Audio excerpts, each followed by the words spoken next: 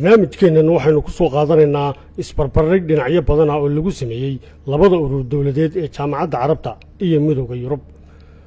ururka jaamacadda carabta waxaa la aasaasay 12kii bishii Maarch sanadkii 1945 halka ururka midowga Yurub la aasaasay sanadkii 1992 isagoo markii hore uu jiray suuqii dhaqaalaha ee reer Yurub.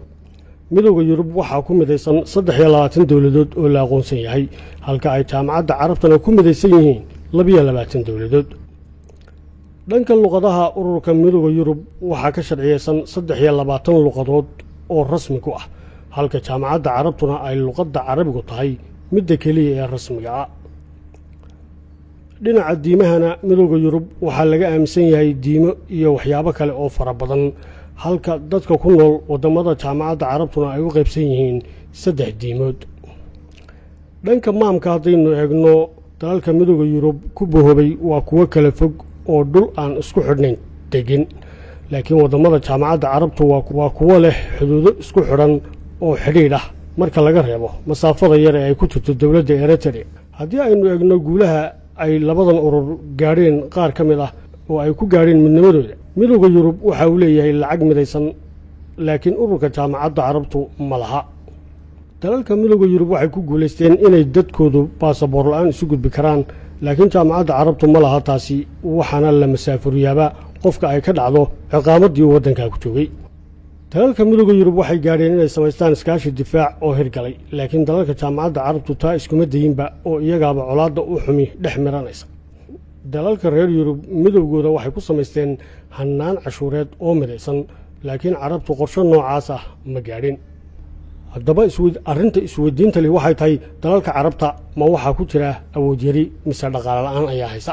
haddii aynu gudaha u galno dalalka jaamacadda carabta dhul ahaan waxay ku fadhiyaan 13.3 milyan oo kilomitir oo square ah taasoo noqonaysa inay noqon lahaayeen waddanka labaad ee ugu dhulka weyn adduunka.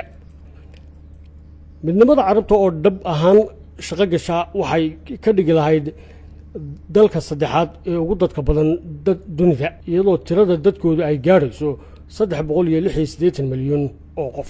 haddii ay midnimada carabtu markaasi noqon lahaayeen hal waddan wax soo saarka gudaha ee sanadlaha waxa uu noqon lahaa 2.75 trilyan oo dollarka Mareykanka waxaana ay geli lahaayeen kaalinta afraad ee wax soo saarka gudaha iyadoo dawladda afraad ee deymaha ugu badan lagu leeyahay. iyadoo deymaha lagu leeyahay ayaa haddana maalin walba jaamacadda carabtu waxay soo saartaa 25 milyan oo barmiil oo shidaalkaasoo noqonaya 3 dalool shidaalka caalamka laga soo saaro. shidaalka kaydka ku ah dalalka jaamacadda carabtu waxa uu gaarayaa ilaa 722 bilyan oo foosto ama barmiil. isugeynta gaaska dabiiciga ee ay soo saaraan dalalka jaamacadda carabtu waa 523 bilyan oo mitir cube sanad walba taasoo u dhiganta 12% wax soo saarka caalamka adduunka ee gaasta.